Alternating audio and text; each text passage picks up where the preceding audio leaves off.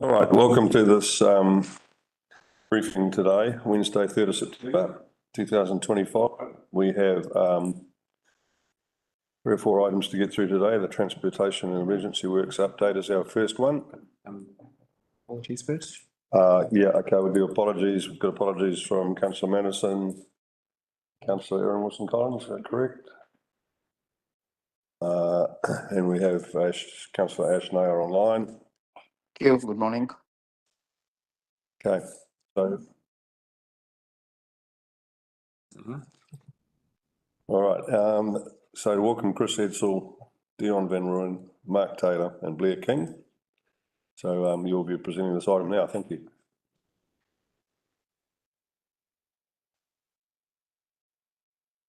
Okay, just scroll, is it? Okay, cool. All right, morning, Mayor and Council members. So we're reporting on July 25 as the first month of the new financial year. So there we go. Executive summary, kick off with that. We have finalised our forward work program for the year with KDC and our asset management team. Big emphasis has been placed on asset management this year to ensure we obtain the best value out of the available budget and to ensure we make the best decisions to increase the resilience across the network as well. Health and safety, no serious issues to report. Sealed roads, we've started marking out all pre-seals needed for this year's reseal program and validating those pre-seals with KDC. On the asset management front, as mentioned, a big drive has been placed on accurate data collection to ensure we as a team make the best decisions for our network across KDC. Unsealed roads, during July, been a busy and challenging month with inclement weather and supply crusher breakdowns. Alternative source, the puncture claims, as we all know from the public. On a positive note, is that the areas have been rectified and the puncture claims are being settled. So on the slips, we were engaged 9 months ago to start with the repair of slips, and to date we've completed 20 slips. On the drainage front, we continue to focus on water tabling reinstatement as well as installing new culverts that is in alignment with the budget. And then to the top right is quantities of work and the different disciplines achieved during the month. Just got his hand up straight away, so don't wait.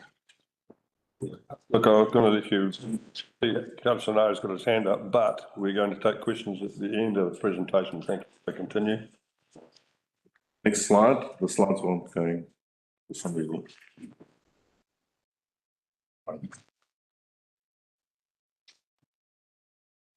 Sorry, Dion, could I just interrupt for once?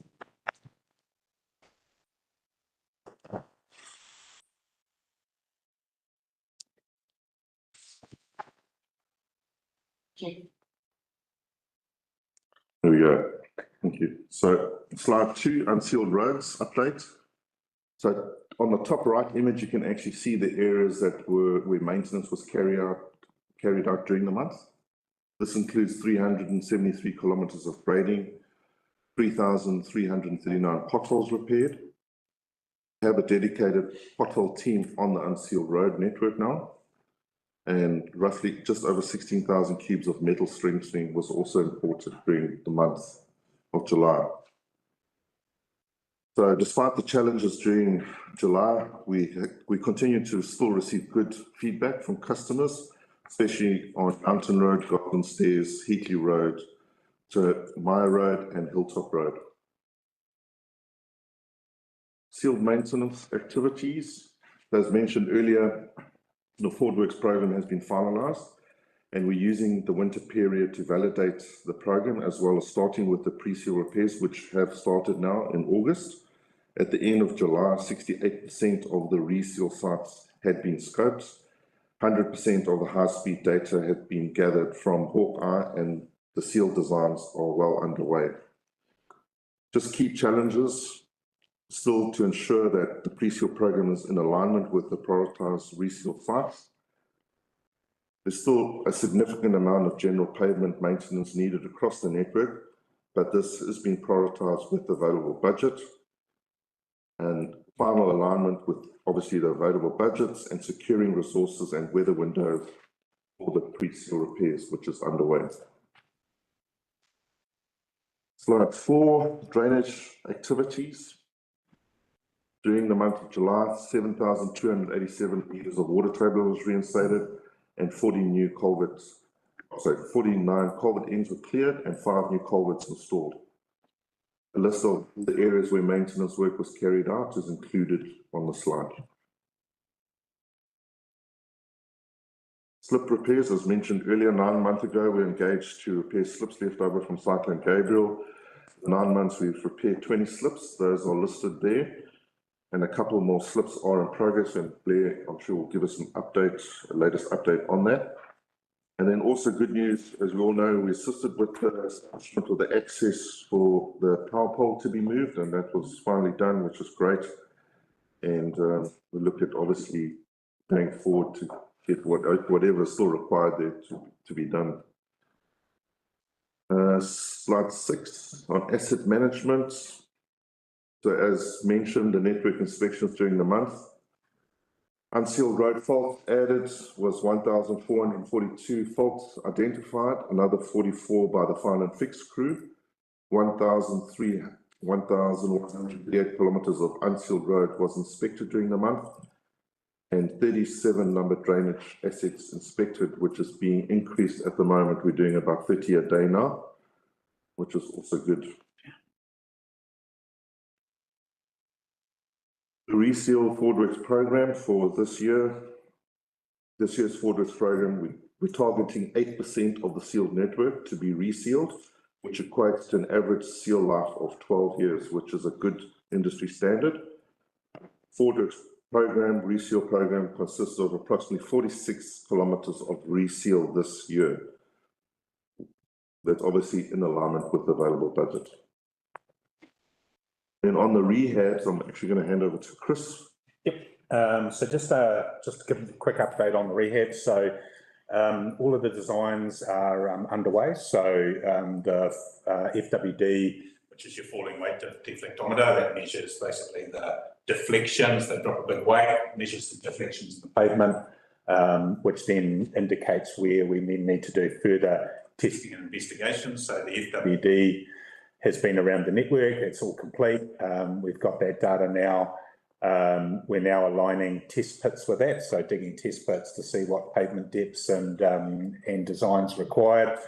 The design briefs have all gone out to our designers, who are coming back with 3 options for each of the roads. So they're looking at a high cost, low risk option, medium risk, medium cost, and obviously high risk, low cost options. So they'll come back with 3 different options for each of those roads listed in the report there, and then we'll make final decisions on treatment and pricing. But at this stage, initial indications are that we'll be able to undertake majority of those roads that we've listed there. They are our priorities for this year. A couple of roads require a bit of geotech design and investigation as well, so that will be incorporated. At this stage, we're looking to start Mangawhai Road, which is the highest priority one, in October. So plan is to do that October, November, finish before Christmas. The same with Podu Road. So both of those have designs already in the drawer, ready to go. So they'll be the first cabs off the rank. Still having a few challenges with Victoria Street, getting the 3 waters, I guess, investigated and completed. But at this stage, that's still on our priority as well for this year. So that's sort of where we're at from a sealed rehabilitation point of view. Unsealed, similar process. So the FWDs are underway. They're not complete yet, but they're underway across the network. I think they're about 60% through. They'll have it finalised in the next couple of weeks, and then we'll be prioritising those sites against the budget. So at this stage, I think we've got 63 individual sites that's encompassing on 20 different roads. So some roads have multiple sites on them for strengthening. At this stage, we don't have additional budget for the seal extensions, but we've still undertaken the testing on those and we'll still prioritise those for future decision making by council. But at this stage, any I guess leftover funding from that original $3 million, we still have to finish Kames Road, which I think Blair's looking after now. So Kames Road, and then any additional I guess funding will be allocated across those draft priorities. So that's sort of where we sit at this stage from a sealed and unsealed road forward works program. But at the stage, everything's basically in, ready to crack into it as soon as we get some good weather windows. The next slide is just basically a breakdown of the available budget for this year, just in the different disciplines. The quality issue, just don't know if you want to maybe give an update. Well, just a high-level update is we had a meeting with our subcontractors and Atlas Quarry to discuss just, obviously there was some costs involved in the remedial works and some of the puncture claims. So amicably, we've agreed to, cover all those costs, and the claims have been paid out. So all good on that front. And the budget summary, as discussed before, that's just a breakdown of the budget for this year. KPIs? Yep.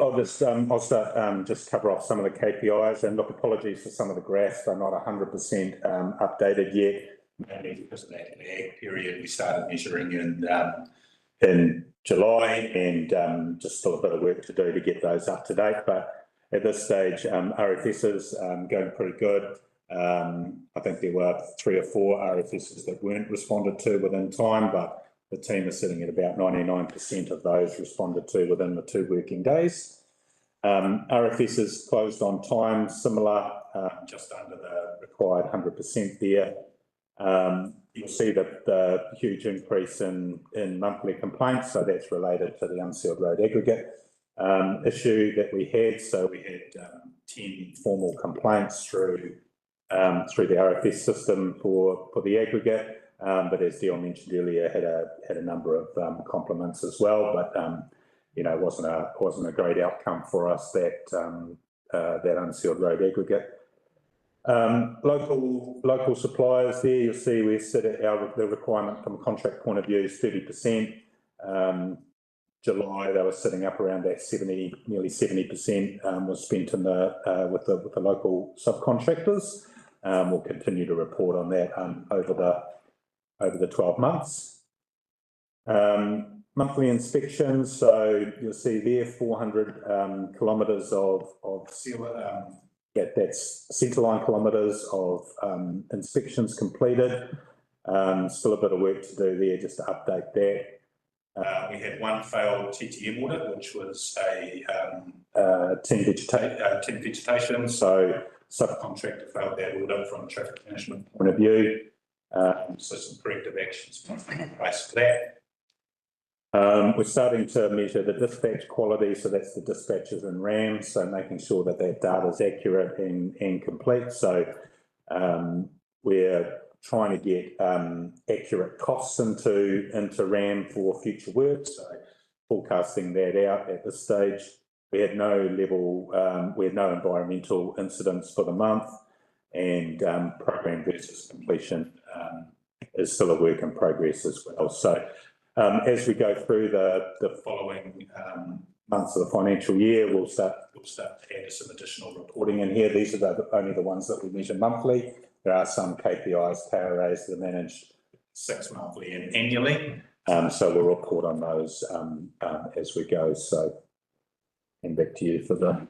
Yeah, and then what our customers are saying. So I'll just quickly touch base again on those puncture claims. We've received 9 official claims. 6 have been paid out. 3 are just under a bit of auditing, just requesting some additional information. But other than that, we're still getting very good customer feedback. And this is just an example of the feedback we got in July. And then finance, so that's our cash flow envelope for this financial year. And so we're within that target. And we've spent for the first month was 2.6 million. And this month we're sitting at 1.9 roughly. Still needs to be finalised. Cool. Emergency update. Blair, hand over to you. Thank you, Dion. Through the chair.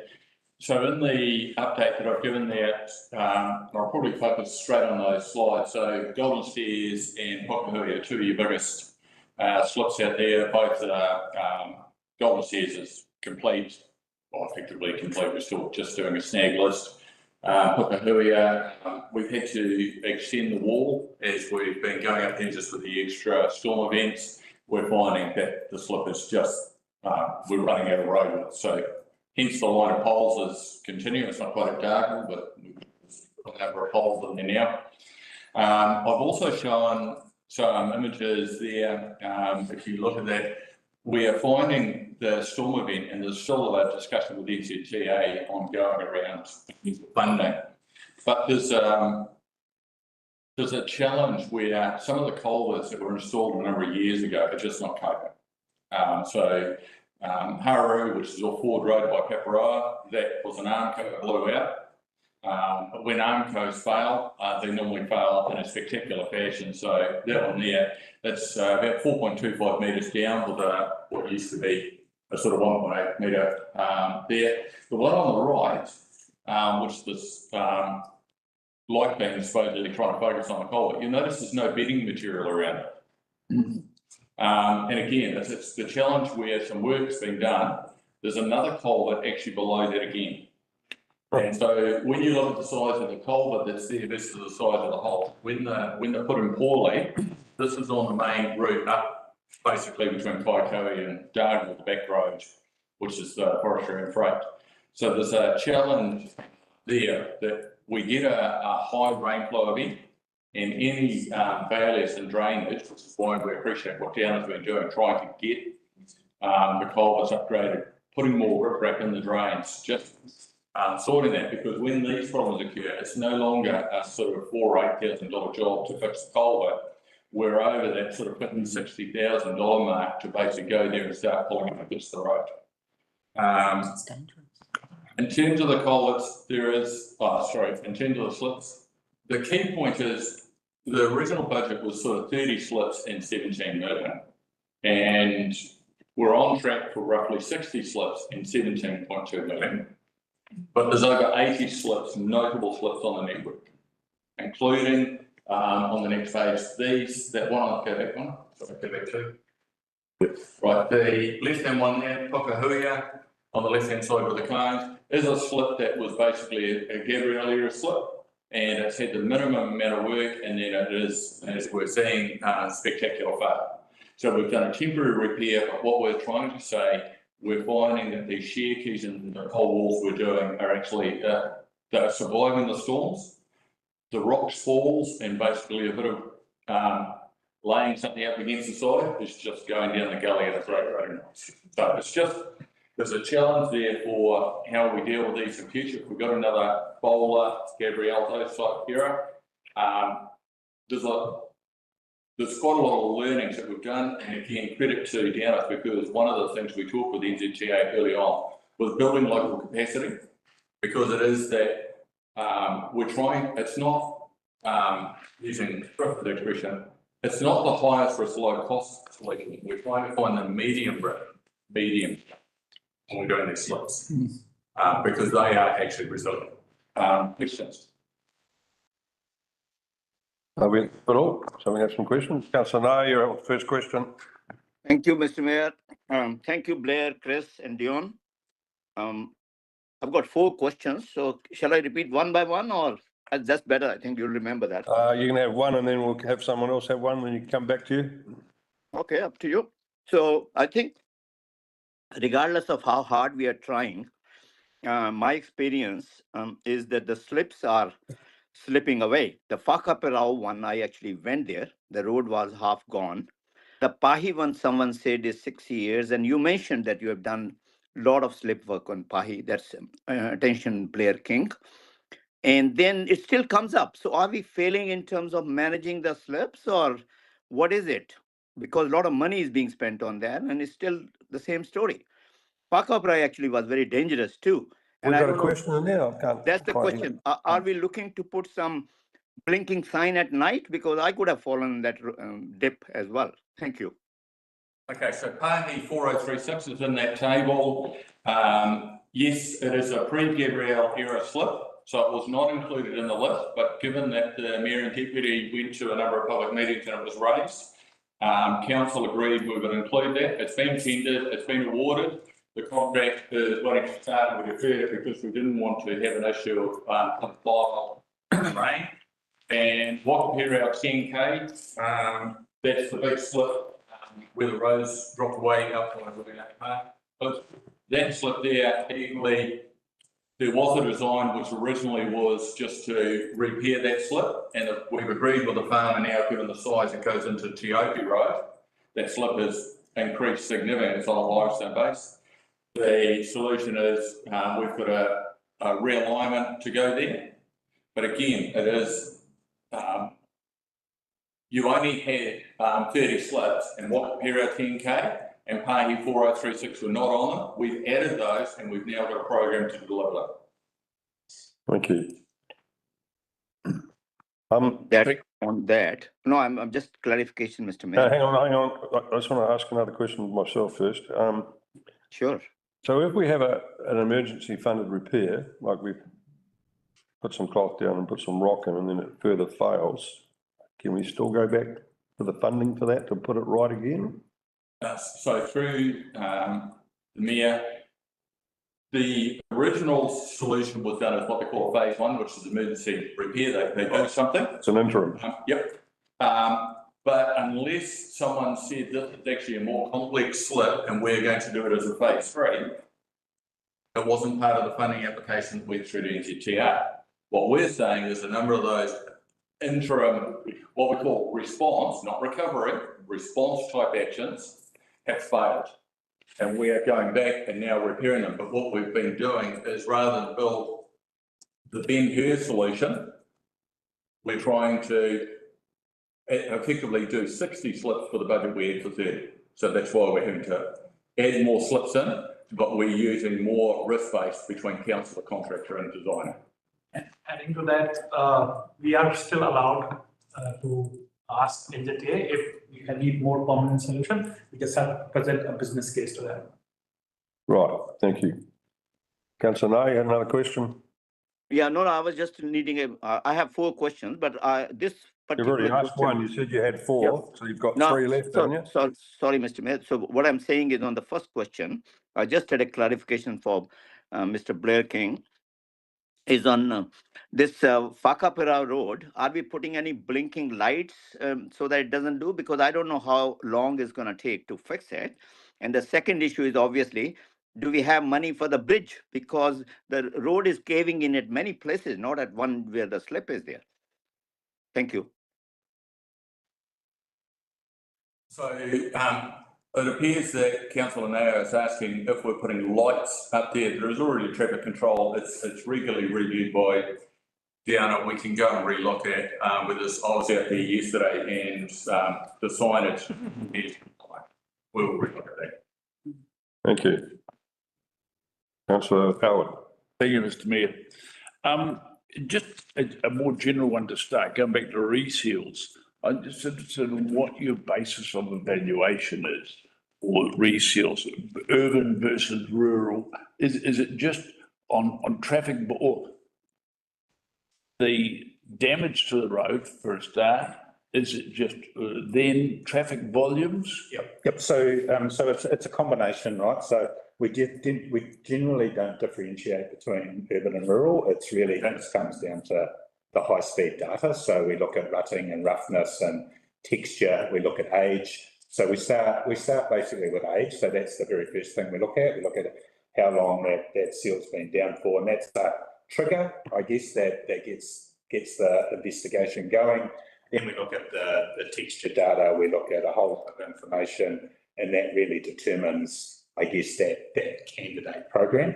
It is really highly linked to pre-reseal repairs. So to give you an example, I think we had about $1.6 million available for pre-reseal repairs. The majority of that actually will be consumed under those reseals. So really only leaves us about 150K, I think it was off memory, for general repairs across the district. So the main thing is trying to keep that network waterproof, which is why we're trying to aim for the 8% per annum of ceiling. Yep.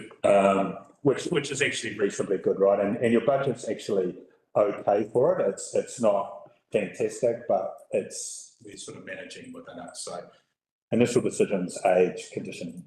Okay, that's cool. And with that, again, it's just definitions. I note that you've got a comment there about Quail Way.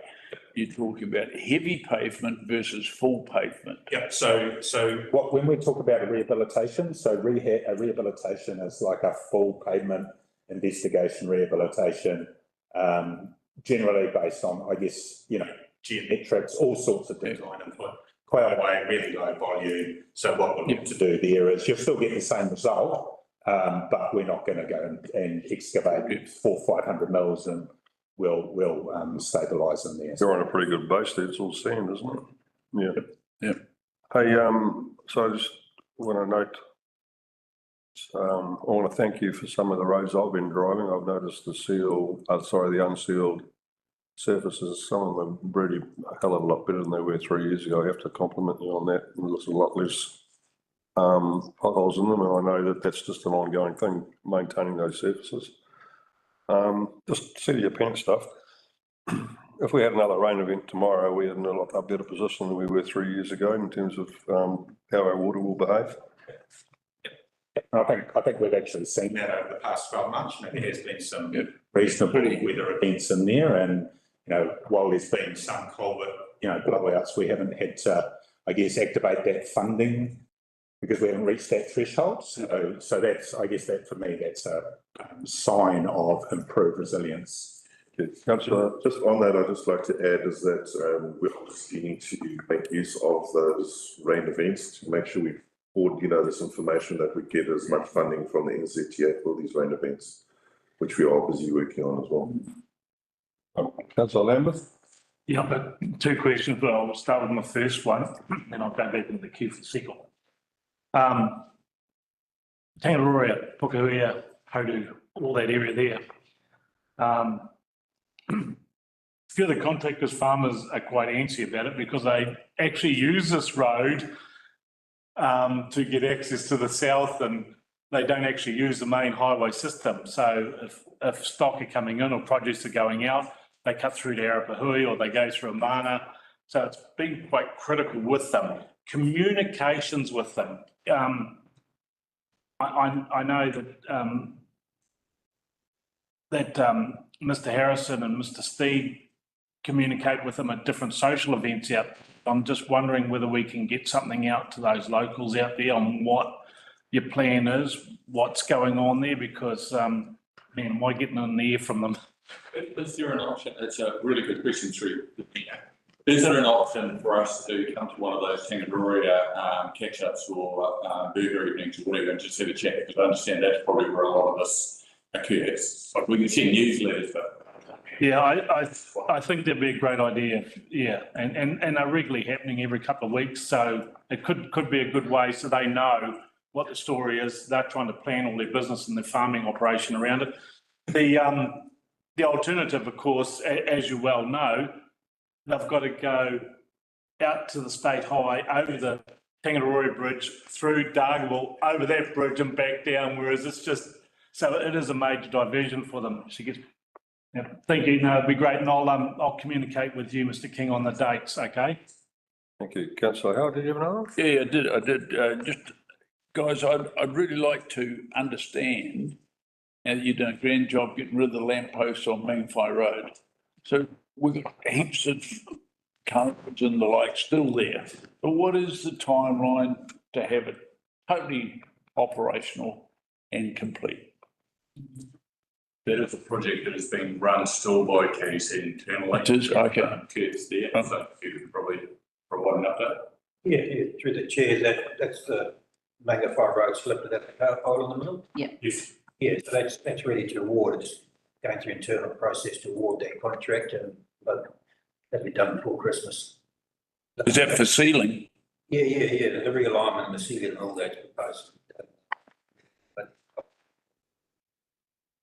All right, well, Thank you. You've finished? I would like to make a comment just at just before the guys go. But, you know, you carry on. This is the question. So, councillor Vincent, followed by councillor Mayer. Thank you, Mr. Mayor. Something that's been in front of my eyes for quite some time. Connected. You're using plastic pipes for stormwater these days. And in the previous code of practice, the requirement was to use, rubber concrete pipes. Obviously, fewer joins on plastic pipes, but you're finding that they are performing satisfactorily to just, so that's to use them? Yeah, definitely. I mean, the technology's improved significantly on plastic pipes over the last few years. So they're all HDPE pipes. They're all rated to, they're all rated for different volumes and the like. So yeah, they're well used within the. And they'll be smoother on the internal. Yeah. Surfaces. Yeah, get better line and grade and the likes. Yeah.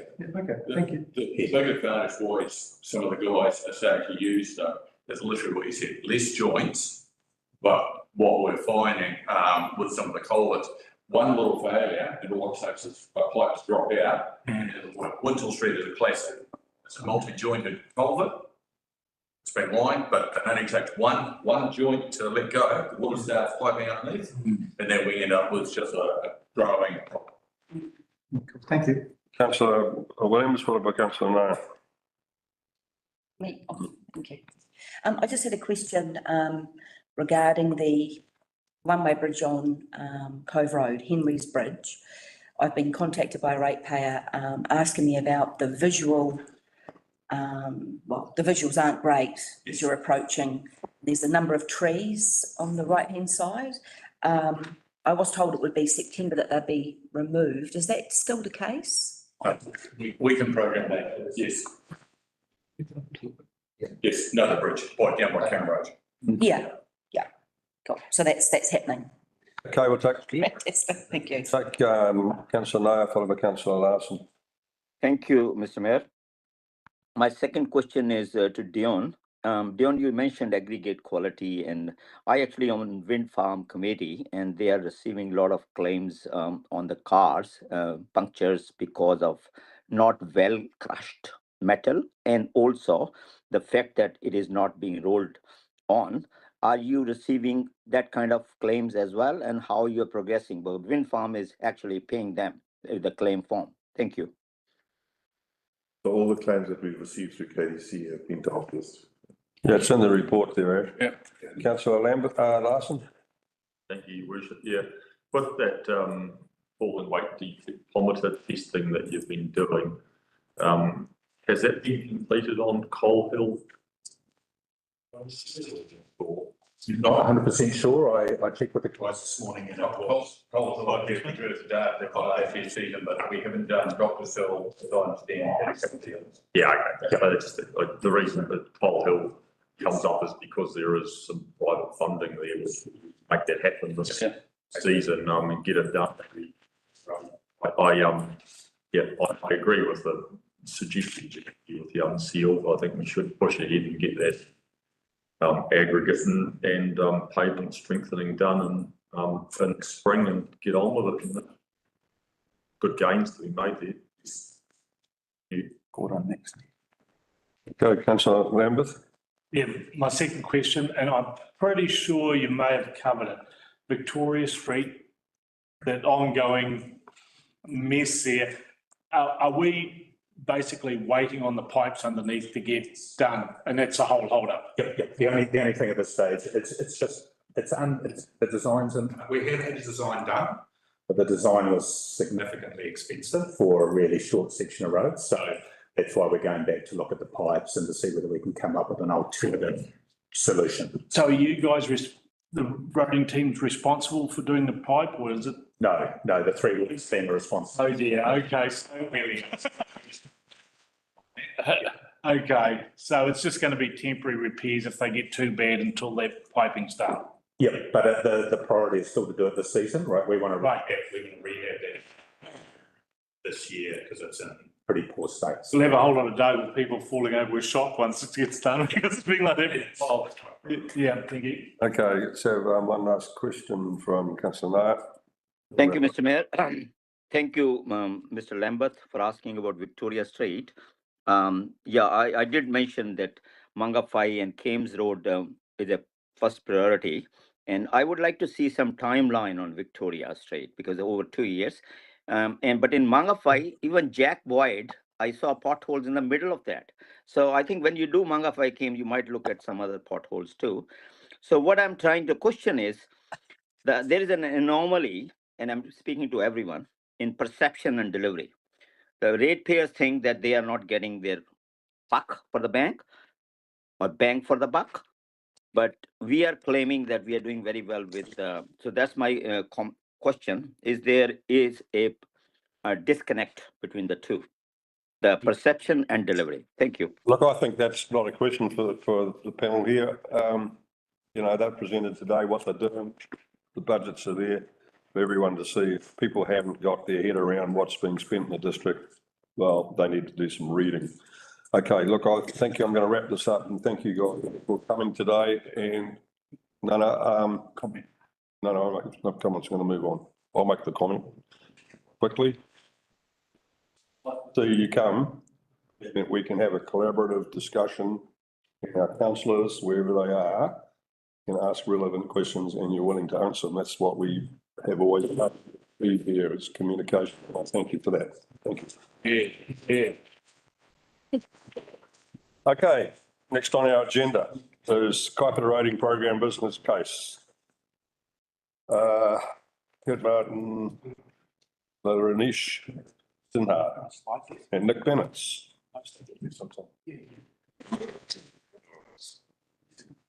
No slides. Or some that are all right.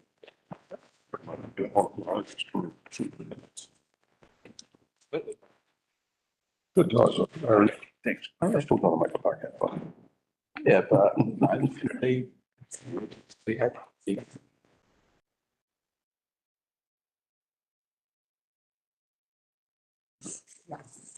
Okay, thank you. There you go. Yeah. Morning, Your Worship, councillors. Handover project to Veronish, so this will be the last time I'll be at a council meeting or briefing. Veronish will have it all in hand after that. This quick summary on this program business case is pretty much an NZTA requirement. I mean, what it essentially is a high-level strategic business case on the whole of the transportation network where the council sees what it sees as its key priorities are. And it follows a process that's pretty much defined by NZTA. A lot of technical stuff behind it, but it's a draft document that's been put together by the team in the past, taken into account feedback from members of the public via council's community officers, as well as technical knowledge on the network. So this is just socialising. This is the first stage with the elected members now. The key outcomes from them are the maps, and they're shown on about page 131 of the document, I think, broken up. And although the Dargaville itself has got its own map as well, just because it's got a bit more happening in there for clarity. And what we're looking for essentially is feedback from elected members as to, is there any key project that you believe that should be considered to be included in the program in this case? And obviously don't expect your answers today. And what this does essentially, once it's finalised, it gets submitted to NZTA for their endorsement. So in the future, when we're going to them and applying for funding for the specific projects, it's in the program business case, it gives it a lot more weight because they can see it's an evidence-based strategic plan that you're following rather than just a responsive ad hoc program. So just to highlight one other thing, what we discussed just in the previous paper, a lot of the annual roading renewals and rehabilitations, etc., they're not included at this level. They're included in the asset management plan, and NZTA accepts that that's the business case for the business as usual activities. So you won't see that, you won't see the rehabs, etc., in here. That's under the asset management plan. I just want to point out, it's not that obvious, I think, on those maps from there, but what has come back through feedback is, and is included in there, is effectively a seal extension program. You know, there has been, over the years, there's been lots of requests from members of the public out there to seal various unsealed roads. So the program business case in terms of its dollars and in terms of what we believe is important for the district to prosper and grow, you know, including a seed extension program in there. Whether we'll be successful going ahead and getting subsidy on that is the next stage of the program, and that comes in the respective 3-year funding applications. But the first stage is to identify it in this program business case, and then that just makes that application a bit stronger in the future when we're looking for funding from there. So it's just, the key thing is that, you know, are there any key projects that we believe that haven't been identified that we need to include in the program business case before we can finalise it and bring it back to council for endorsement. Open for questions here. Okay, Councillor Vincent. Thank you, Mr. Mayor. I did actually put some questions forward in advance of the meeting, and I think the first one was about what's involved in an intersection upgrade. Like, yeah, is that such a substantial thing? So through the chair, yeah, those ones, I mean, they've been identified for various reasons. It's normally growth and you know, more traffic movements at those intersections and safety for pedestrians crossing, etc. So that they'll be identified as an upgrade. What the upgrade is site specific, depending on the traffic and what the key issues are. Is it pedestrians? Is it just traffic movement? That can be things just, you know, right turn bays and left turn bays, etc. It could be a roundabout. So it'll be site specific, and that'll be finalised, I guess, detailed design stakes for those intersection upgrades. Well, even that's a help actually, just to try and sort of visualise what's involved. It seems it's well standard to an intersection with the state highway. It's probably it's thick with DNZ because they can, I guess, they do, I guess. So yeah, just through the chair, it's a good point. Some of the projects identified are on state highways. I mean, technically, when we got a local road connection onto a state highway, the intersection itself is part of the state highway road corridor, and it's technically NZTA's responsibility to do those works. It's our job, I guess, as the council there is to have those discussions with them to, I guess, highlight our needs and hopefully help them to reprioritise their program. There is an option where council could fund it, I guess, with NZTA's approval on there as a last resort. Yeah, okay. I did have some other questions, but happy to Get them out, Mark. Okay, right. Well, the other question was, it just seemed in the report that we had, I think it was Wairoa is the jobs are set out first priority, second priority, third priority. So it was, I didn't go to the Dargle program. First decade, second decade, third decade. And no, that was the Aotearoa one. And Kaua was also first decade, second decade, third decade. And it's a bit sobering to think we'll have to wait 30 years to get a new entrance sign to Paparoa. And I just was wondering, to me, there's not a lot apart from intersection upgrades for a lot of the district. and something like a, the welcome to traffic calming measure. And I think I looked at it in my response, particularly Muriwai and Paparoa, because in Paparoa you've got people travelling down a hill into the low traffic area, so the traffic's more inclined to speed. High risk area, and in Muriwai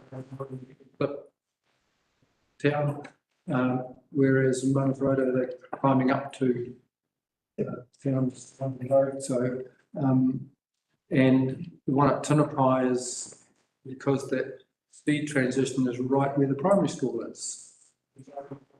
Reason to take extra steps to encourage the traffic to slow down at that point.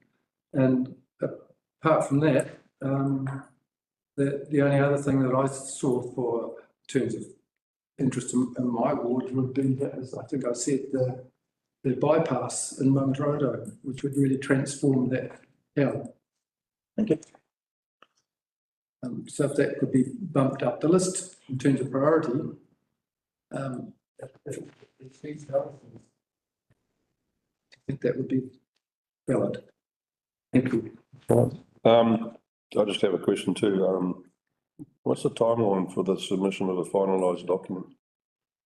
Well, to, I guess, hopefully put a time feedback from the elected members, and then we can take that feedback and it shouldn't take too long.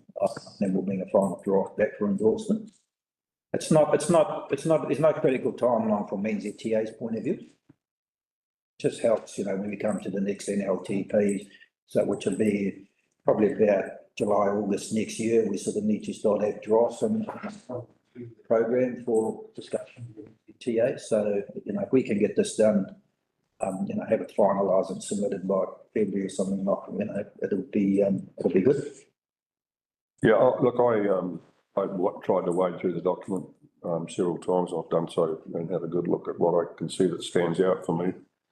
To me, it appears to be more like a 2023 document rehashed as a 2025 document. We've still got NTA referred.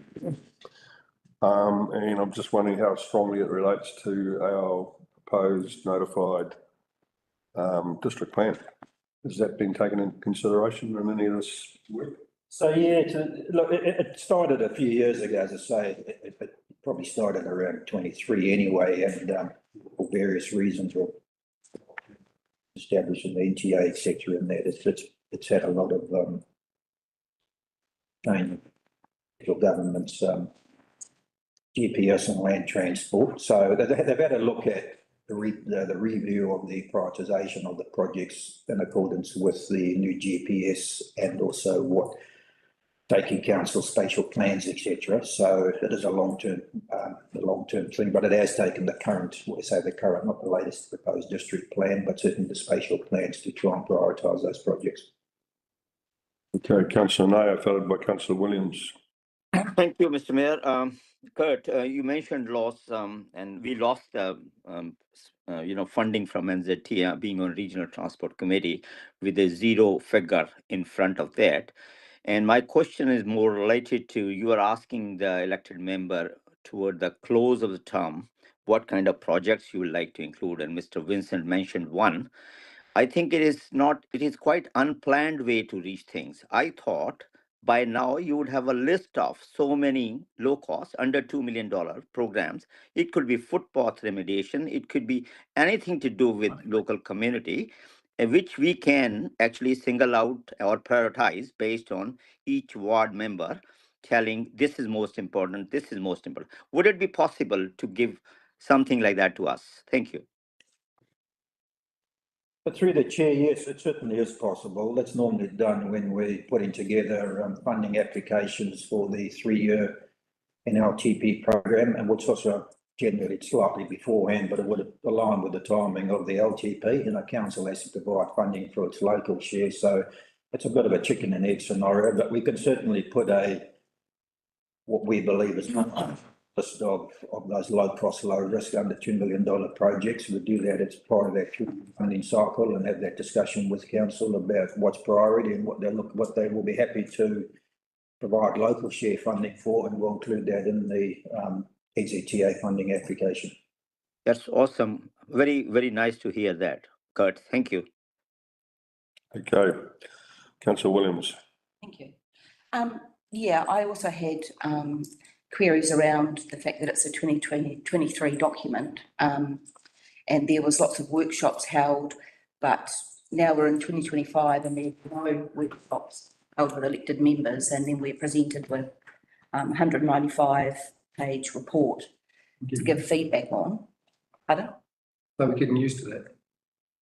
And so my points on this is, I don't think it fully aligns with the government policy statement on land transport, which was updated in 2024. The key priorities are increased maintenance and resilience and value for money.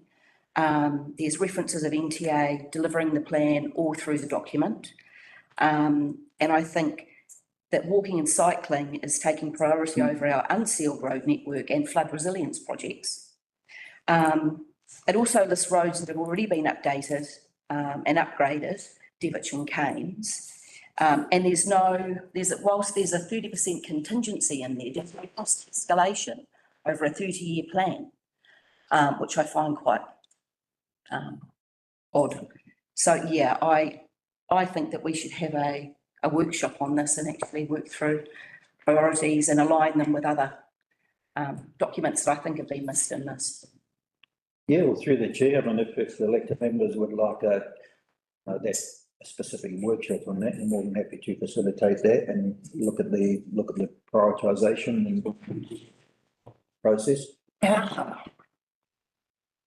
I support that feedback. Who else wishes to have it? Yeah. Councillor Yes, Howard, please. Councillor Lambeth. Thanks, Mr. Mayor. Thanks, thank you, team. Look, over recent months, I know Rachel particularly and I have raised queries about relationships with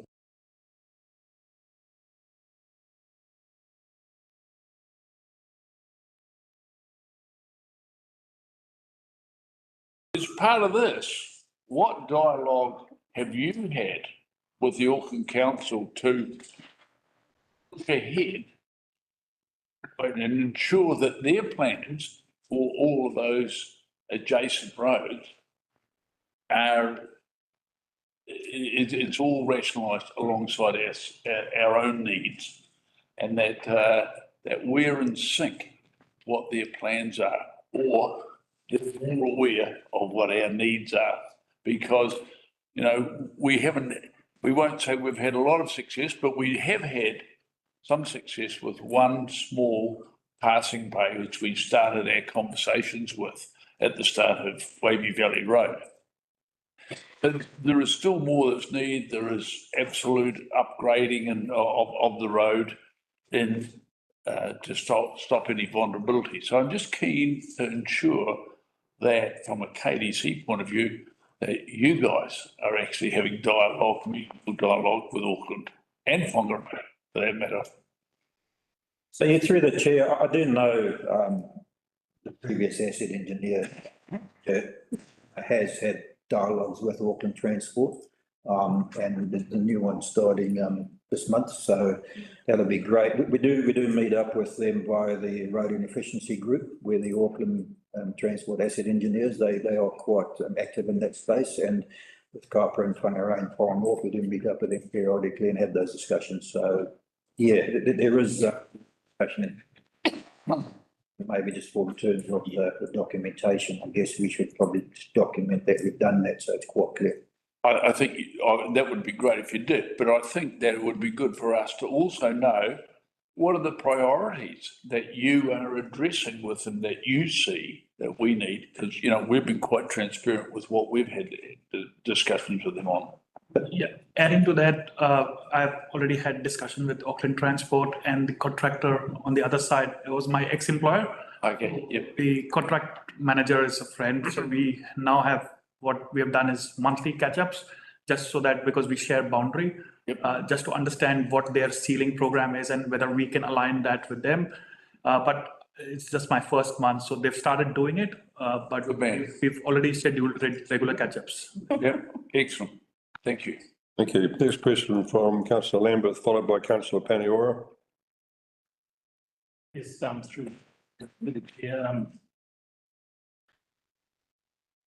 Could you, are you the sole provider to NZTA on our state network and what needs to be upgraded there? Are you the kingpin? Or does it come, their advice on what needs to be done for the highways, does that come from somebody else besides you or network besides you? Look, I won't beat around the bush. Passing lanes on State Highway 14. They've just done a big reseal and reconstruction out what we call Beatty's Flat, and they've put double yellow lines up, which has cut out 3 passing places that we can on State 14. State 14 is 60 k's long. In the last 10 years, we're losing 1 person per every 10 k's in fatalities, and they're mainly through frustration accidents. The Automobile Association and the Northern Road Safety Trust said there's got to be more passing lanes there.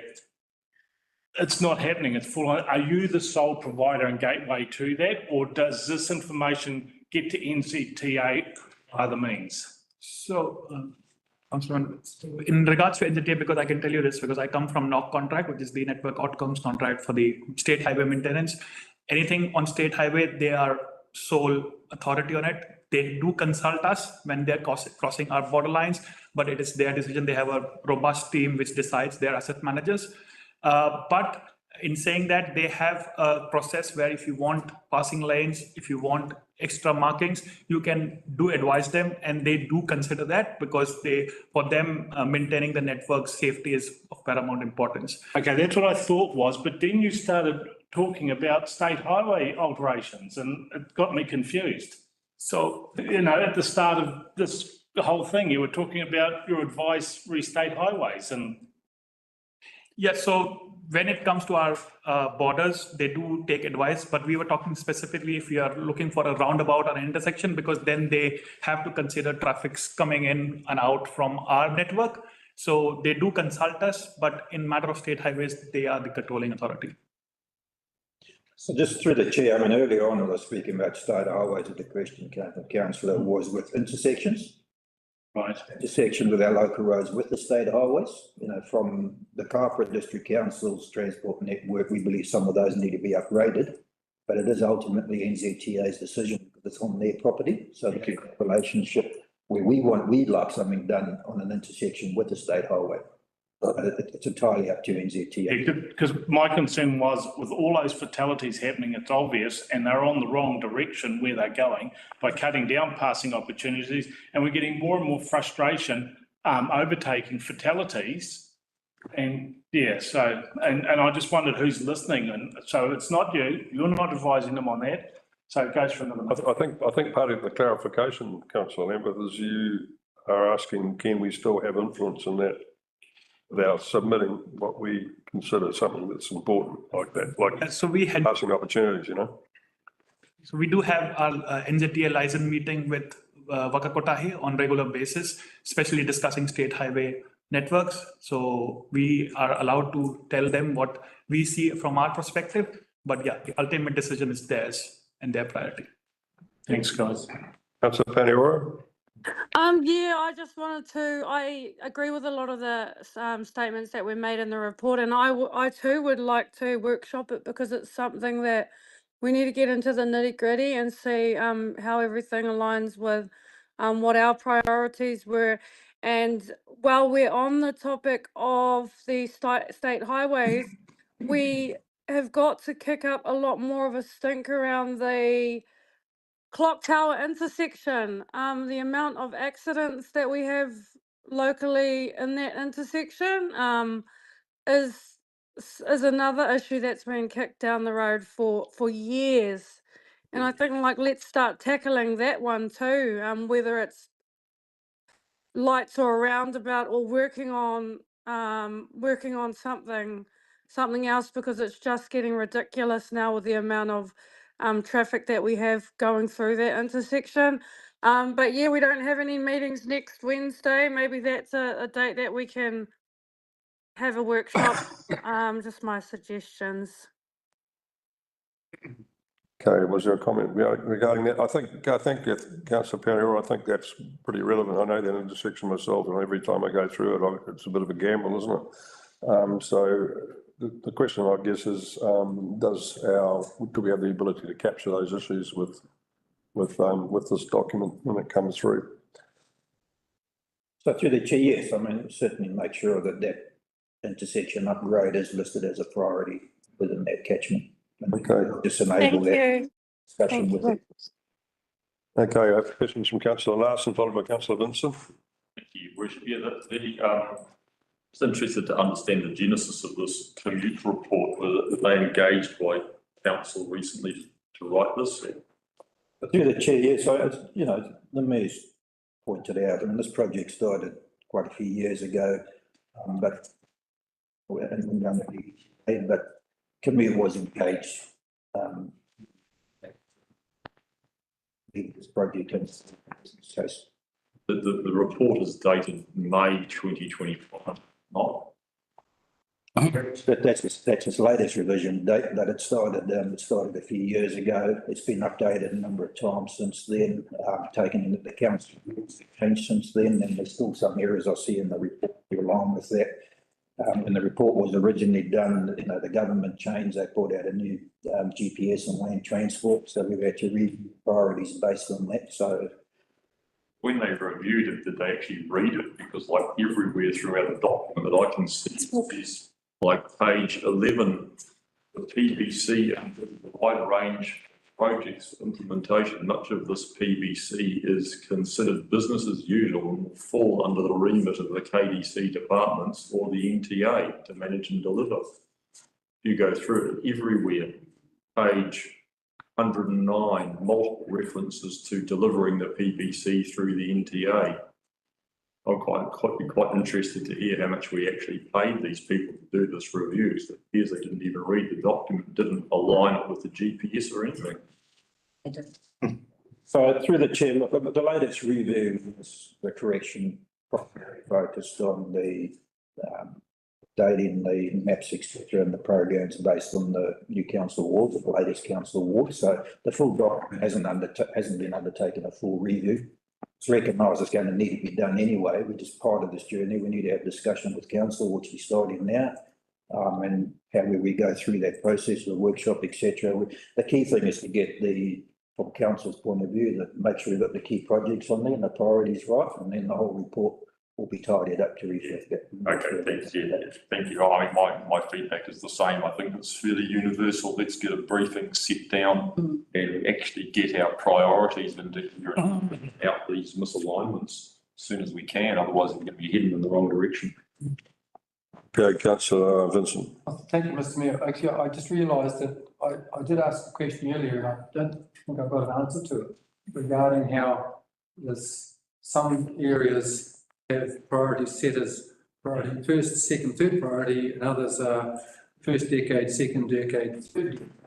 So can you clarify what's going on there, please? I can do through the chair. So that was, it's originally the timeframes are put in as indicative as one, second and third decades.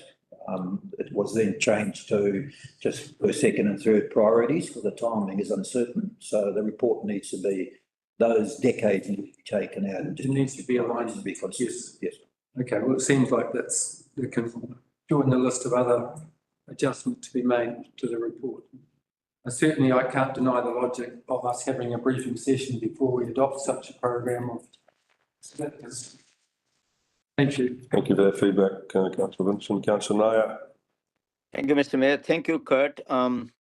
On the just a comment first on the Hokianga crossing. I did take this issue with NZTA, Steve Martin in Regional Transport Committee as committee members' priorities. The reply I got from them is they're happy to fund it if it's not council, but one of the community organization takes it up. Has to be a responsible one though. So my question to you is, are we going any forward? Because for 3 years, there was a disconnect between the council and what has to be done at the NZTA level.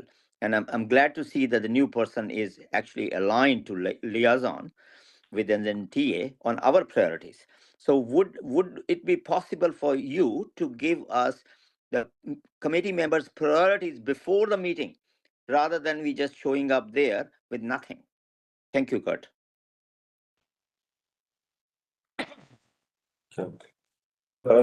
Just through the chair, Councillor, are you talking about the Regional Transport Committee meeting? Yeah, so all I'm saying is we have to have a good liaison with NZTA, because most of Kaipara is like being serviced by, State Highway 14, 12, 50, whatever it is. And then we have to liaison with them on every meeting, which is once in 2 months. So there should be a list of items relating to NZTA, whether it's cleaning the drains on the highway, whether it's clearing the trees or whatever it is. And a list should be given to the member who is representing the Regional Transport Committee from Kaipara, so that there is an effective follow-up and there is some kind of coordination in achieving something. Would it happen? Thank you.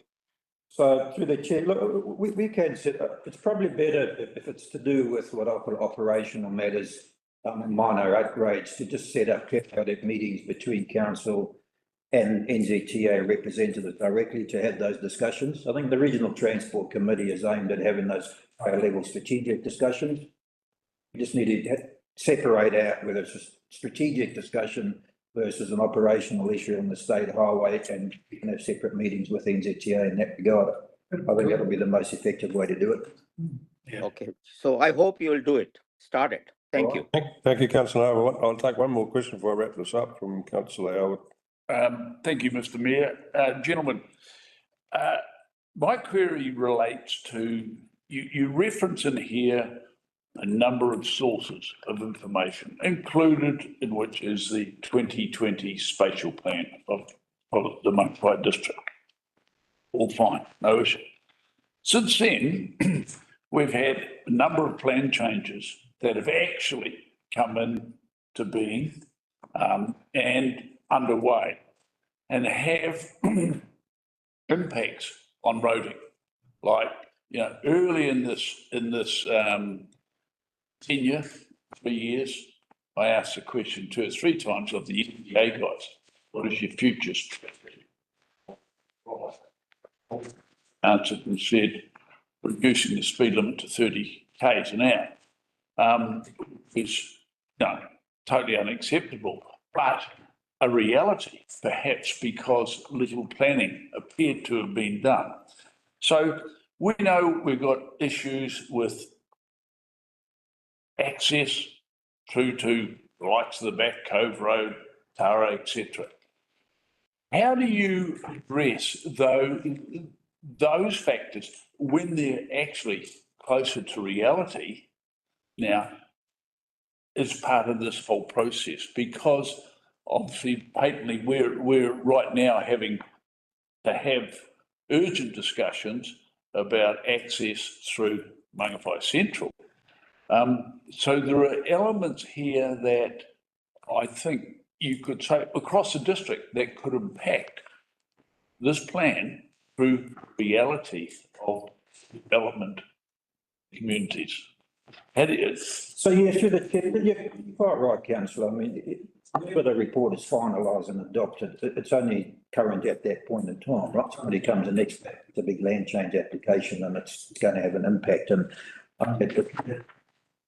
which is why we changed the priority sort of phasing from decades to first, second, third priority. Now, council, it's quite acceptable for council to reassess those priorities when a significant event like an application comes through, and that might say, well, project we got down at number 12 on the list, and this is now priority number 2, because it's feasible and makes sense to react to seeing and work with the department, etc., to help get some, leverage off that and get some of those projects done at that time. Whereas if that didn't happen, it might only get done 10 years later, etc. So this is just Yeah, and in terms of the detail, it gets reviewed every 3 years as part of that funding application anyway. And this strategic plan, if I call it that, that probably should get reviewed every 3 years anyway and updated.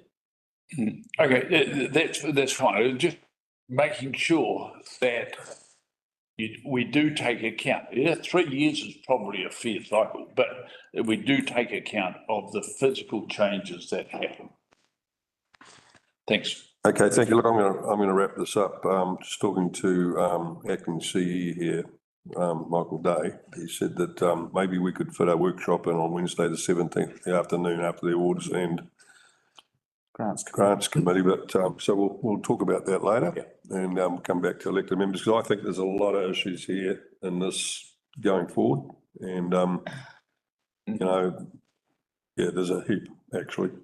So we'll look forward to that. And I think that we should come meeting turns about what we see that we need to incorporate in such a document. Thank you.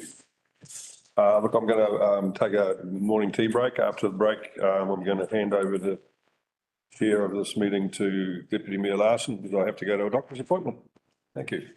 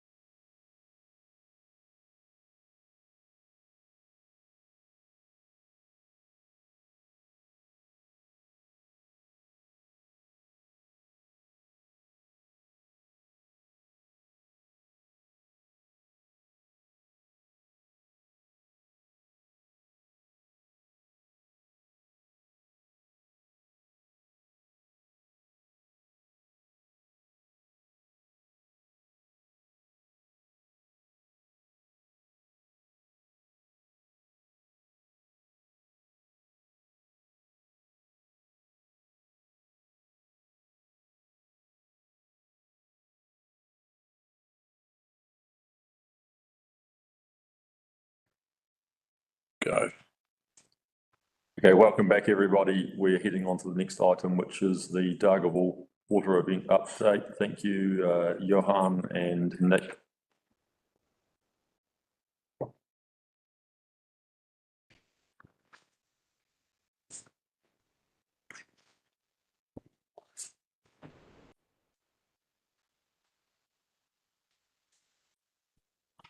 Good morning, Chair and elected members.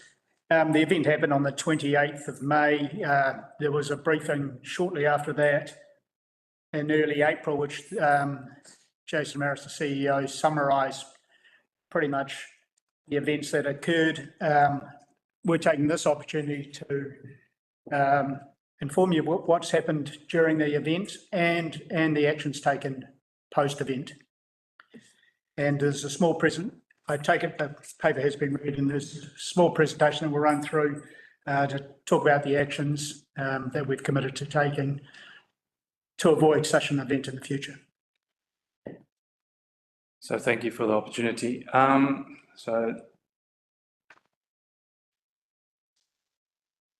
don't. Okay, you, sorry. Let's just put it on, choose that arrows.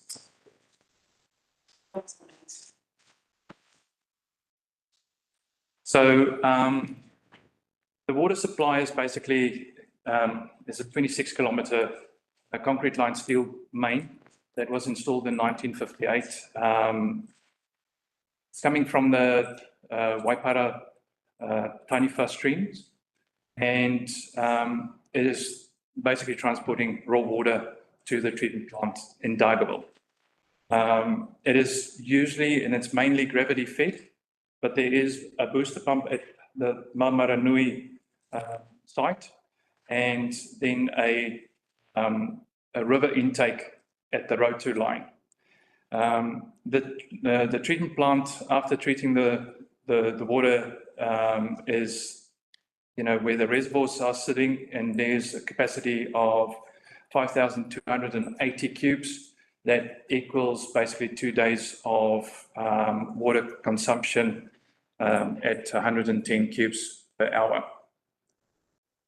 So the incident on the 28th of May's initial incident is Parori West. The photo on the left-hand top side is on that cycleway that was initially installed, and that was fixed. It was a gear bolt that gave away and fixed. In on the Thursday morning, they found that there's not enough water coming through to the plant, and they found water bubbling out of a culvert that was full of water after they walked the line. Now, that indicated that was a flanged connection, that the gasket was blown out.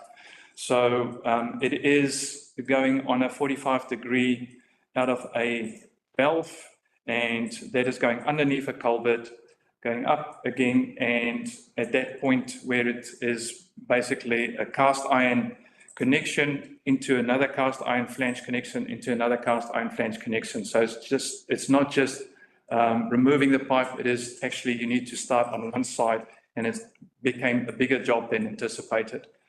On Thursday afternoon, when they decided, okay, we're going to park that Road 2 connection first, they found that there was another leak, but on the Mamaranui line. They fixed that the afternoon, and they started opening the valves, and the water was still not going to the plant. They found another leak just south of the one that they fixed. And then we had in the afternoon also a leak that was on Wood Road, closer to the forest, the intake. So those are the 5 leaks that basically caused the issue in chronological order. The reservoir level usually at the treatment plant is run between 70 and 90%. When they realized the issue the first time, it was at 61%. That was early in the morning when the operator starts querying why there's not enough water coming in. And they started walking the line and they found the Parori West issue, and then the following day, et cetera, et cetera. So constantly just slowly dropping. We did ask the public to reduce the water consumption, but obviously, water is still being used. I think it was varying between 90 and 110 cubes per hour that left the plant. We activated emergency protocols. We asked for water tank support. Now, they carting basically between 10 cubes to 20 cubes, some tankers. And but if you take in consideration, it's 10 cubes or 20 cubes, and we are using it per hour, 110 cubes an hour. It's a small margin just to top up. So at that stage, we were trying to basically just alleviate the issue by having these tankers. Luckily for us, the level of the reservoir was at a certain point that the level started higher than anticipated. So there was some resilience in the reservoir. So it wasn't measured. So we started getting water through mid-Friday night to the plant itself, but because of all the air that it was in the line, we needed to get that bled through. And on Saturday night, basically late Saturday night, we started getting water into the reservoir.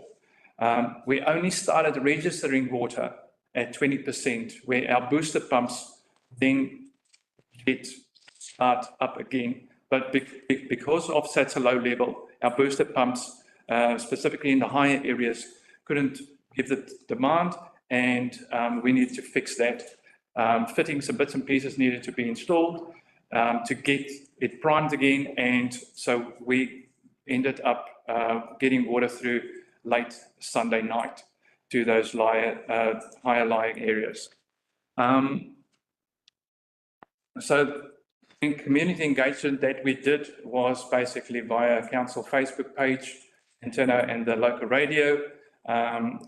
Direct engagement was that we specifically on the dialysis patients, etc. We made sure that, and then obviously contacted schools, the hospital. The hospital, we carted a dedicated tanker basically to keep them full. So we didn't have any issues there. So the deployment of the potable water tankers and bottled water, we tried to do that, and specifically in the higher areas where we had a water tanker at a central point, and we also provided some bottled water. The welfare checks is basically where some of the staff went to certain residents and door knocked and asked them how they're getting on, etc. And then we asked for just essential water use. And specifically with household issues with air locks and so forth, and that's why you would leave the tap running for initially to get that air out, etc. So the water sampling confirmed that it was safe to drink. We didn't need. We were in contact with Te Mata Arawai, our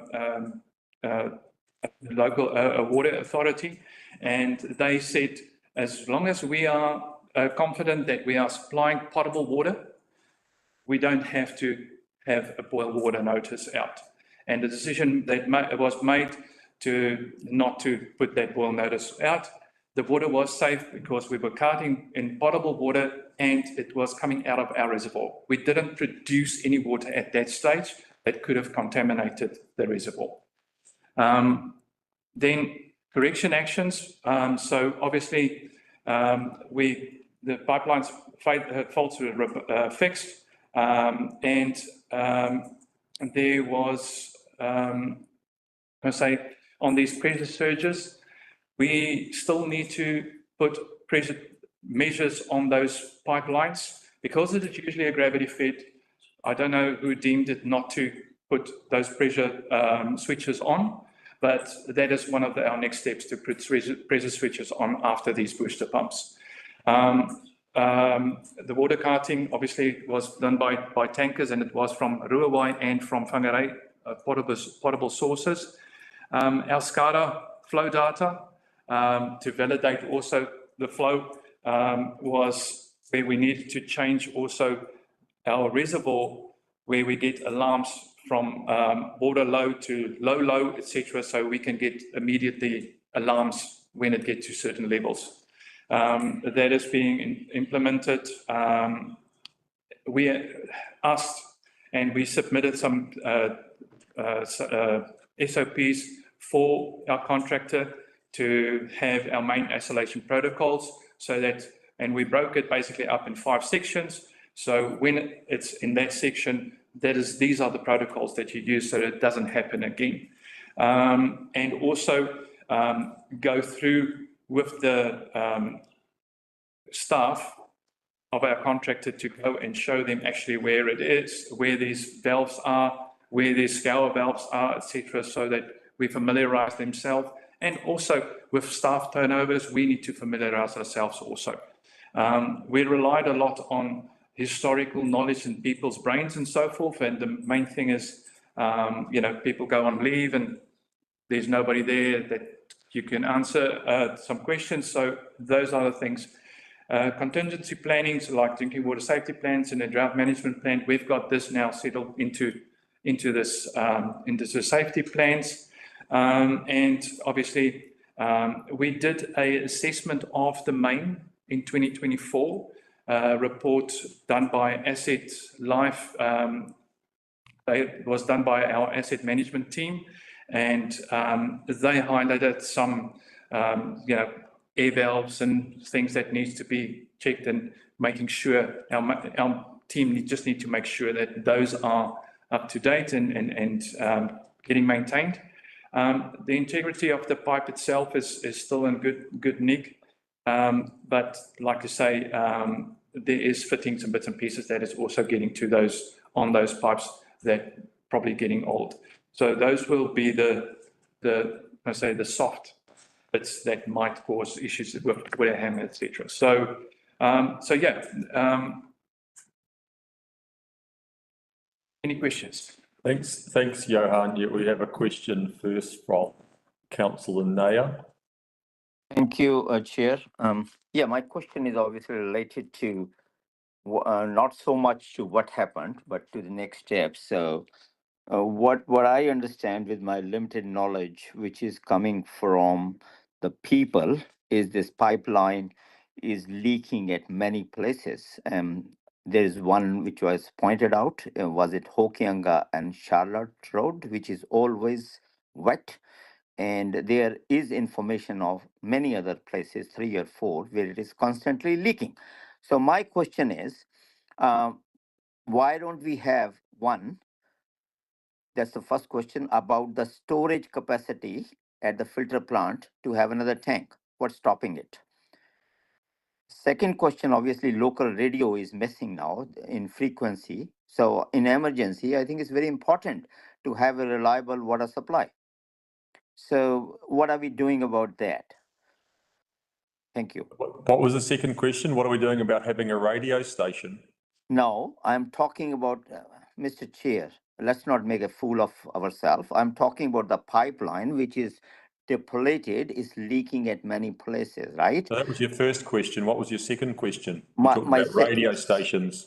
No, that is about the emergency, because he mentioned, Kurt, I think, is it Kurt? I can't see the person who is presenting, was mentioning about the radio station. So I said, well, they are not operating anyway because of the frequency challenges. But that's not the major issue. The major issue is water, which we have seen enough of it. And I want to know, in terms of next steps, what are we looking to do? Are we going stage-wise, sectional, replacing the pipeline, which is 100-year-old, or we are looking even at easier option of increasing our storage reservoir capacity by having another one? Thank you. Okay, thank you. So I think what you're being asked is, are we going to have should we or are we going to have another storage tank installed? And I think there was also an allegation that there are multiple leaks in the raw water line. Could you clarify also whether there are or aren't? I'm not sure about the radio station, Jim. Thank you. Basically, the first question on the leaks, etc. If there is current leaks, we have Silverfin Farms is closing for a month, so that will reduce our demand. If there is leaks, I think that was probably postponed to be done on the 9th. I think there's one leak that is a concern that will be fixed. Any upgrades on the extra storage? I'm not aware of any, but it's something that we can look into. Okay, thank you. Any other questions? We'll go to Councillor Howard and then Councillor Vincent. Thank you. Thanks, Chair. Thank you, Johan and Nick. I'm interested in one aspect, is you've said that the integrity of the pipeline, in essence, is pretty good, right, despite its age. What's the technology that you use, or do you actually use technology to do a regular check on any water leakage, any leaks? The only way that we can determine if there is leaks is the amount of water coming to the plant. So if you see there is a water reduction getting into your plant, that's immediately a high level of concern, and the reticulation boys are getting sent out and we also communicate with the landowners that the pipe is running over. So that is mostly what the proactive approach is. If you see a reduction in your flow coming into the plant, that's our first trigger. And that is an automatic monitoring system? No, it is a SCADA system that we monitor, but the main thing is it's not a 24-hour monitoring and as such. It's an operator that needs to go into the plant or go on his phone, and usually at night wake up and just see what the flow is coming in. So and that's probably something that we can start looking into implementing. Good. And so I have a second one then that goes from that. Given that you say we've got 26 Ks of existing pipe, how do you go about identifying exactly where the issue is, other than the very obvious, a big pool of water, or, And that's usually with farmers that will phone and say, listen, hey, there's something happened. That's just basically the relationship that we've got with the farmers. And then obviously if the Mamaranui line is pushing, boost pump is on, and water is not coming to the plant, then it's in from the Maramanui point, etc. So means of evaluation. Yep. Councillor Vincent. Thank you, Mr. Chair. Just on that latter point, is there any technology available, like I know with, say, water mains or sewer lines in built-up areas where you're looking at a few hundred metres at a time, you can use some form of video remote investigation. Is that possible to do that in a wireless way, that you could run, like you used to run a pig down the line to clean it? Yep.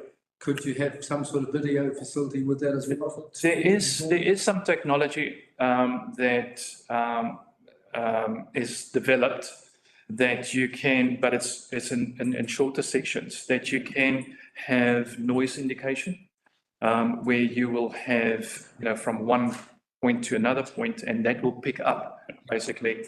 But, with the amount of water that's going through that main, it will surface sooner or later. It's a much cheaper option to basically see water bubbling up than looking for a leak.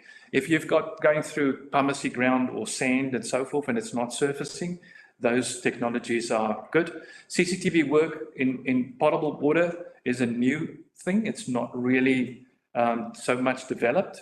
There is type of pugs that you can put in, but specifically in the pipe work that you're dealing with on water mains, you get barnacles build up over the years with the iron and stuff that's in your water. And that usually cause disruption in putting something through to evaluate the pipe. But there is technology that you can soda and all those bits and pieces that you can use. How long have you been on the job when this happened? 2 days. Oh, no.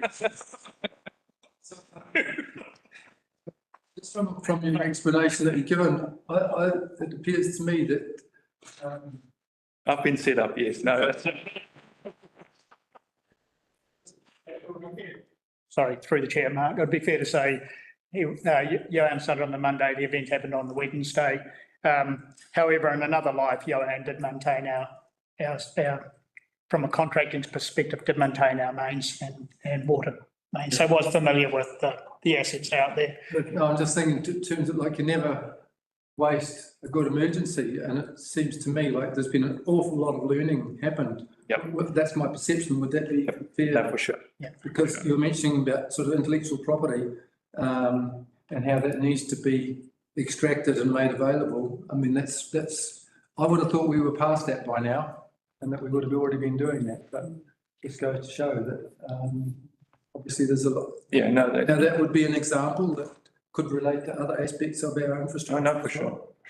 And good timing for the benefit of the new CCO, that they will have the opportunity to pick that up, that extra documentation and a better understanding of our system. I did put in a question about whether or not it was whether the booster pump had a pressure switch involved. And funny enough, there's one before the booster pump, but not after the booster pump. So yeah, so. Is that something that's going to be addressed? Okay. Jolly good. Thanks for that. Thank you. We'll take one final from councillor Nair and we'll move on to the next item. Thank you. Thank you, Chair, again. Yeah, I was just thinking about, we are talking too much about, and I think it's Johan, if I get it right. You're talking about the inflow measures, that you know how there's a leak in inflow. Do you also have some idea about how to measure the leaks in outflow, going out of the filter plant to the people houses? They have been reported multiple leaks. How do you measure them unless they are reported to you? Thank you. So that's something totally different, but the main thing is you will determine certain catchments in your network, and you will isolate some areas with isolation valves, and it will be night work. And then you will have flow monitors and pressure monitors that you need to put install in your network to determine where that water is going. Are we doing it or not? I haven't been doing it yet. Can we do it? Thank you. Yes, we can. Thank you. Thanks very much, gentlemen. Appreciate it. Well, up next we have annual report draft and timeline with Tracy and Ruby. Thank you. Tracy's online.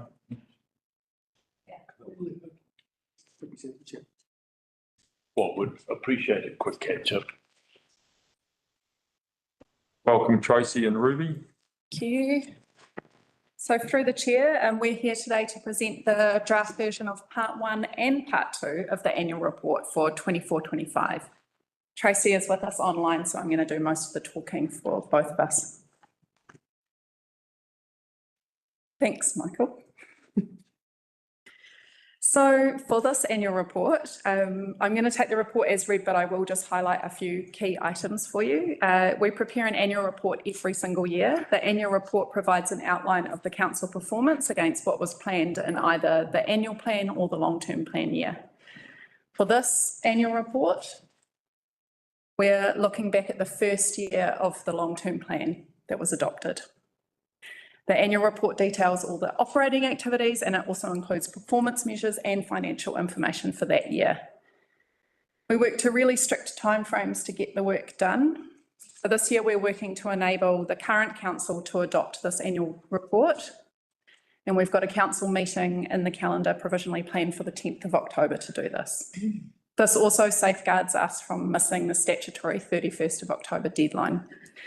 should the inaugural meeting for the new council end up in November. The whole document, all of the parts 1, 2 and 3 are all independently audited. And part 3 of the document, which is all the financial information, goes to the Audit, Risk and Finance Committee, and that's for the 6th of October under delegation. And then the whole document will come back to council for adoption. So today we've got parts 1 and part 2 attached to the agenda, and we're looking for any feedback on the narrative in part 1 and then any comments on either part. We've already had some feedback come through from Councillor Vincent, thank you. I'll just speak to those points quickly before taking any other questions or feedback from anyone. Your first point, Councillor Vincent, was just about the unsubsidised road ceiling getting mentioned in part 1 in the narrative. I've added a line in to explain the works are fully ratepayer funded via loans. So the roading performance measures, your comment was they don't show as good a story as the impact of as the new contractor would indicate. Can we also have some commentary about the service request numbers have reduced, etc. And I'm going to work with Nick and his roading team to include some information in part 1. We obviously can't change the performance measures in part 2, but we can include that narrative in part 1. No, I'm assuming there's people are okay with that. So I circulated it in advance. Yes, people got a different view. They can. Okay, we can talk about that, yeah. And then you also mentioned about the cancellation of the Māori ward, talking about it under a mention under the representation review heading, which is also talked about in part 1, given that the that decision was what triggered the need for the representation review. And we've talked about that in media releases before, and I can add that into the part 1 narrative to explain that that's what triggered the shortened representation review process. And then I think the other points were just some proofing points. Obviously, the draft has not been proofed. Yeah. There's information missing. There's information in the performance measures missing. So Tracy's going to go through all of those. So I won't go through those. Yeah. Yeah. It's just I thought they might get missed. Yeah, no, I appreciate you reading it and pointing those things out. Thank you. Thank you. Thank you. Right, are there any other points to be raised or questions? If not, we'll have any further feedback in via email by what time, Ruby? Friday. This Friday? Yeah. Okay, brilliant. Thanks very much for your time. Cool. Appreciate it. Yes, thank you. Thank you. All right, that's the concluding the meeting. All right, so that's concluded now, and we will be heading into another briefing from the direction that was given today, which Michael will come back to us on in due course. Thanks, everybody. Good. Thanks, Chair. Thank you. Awesome.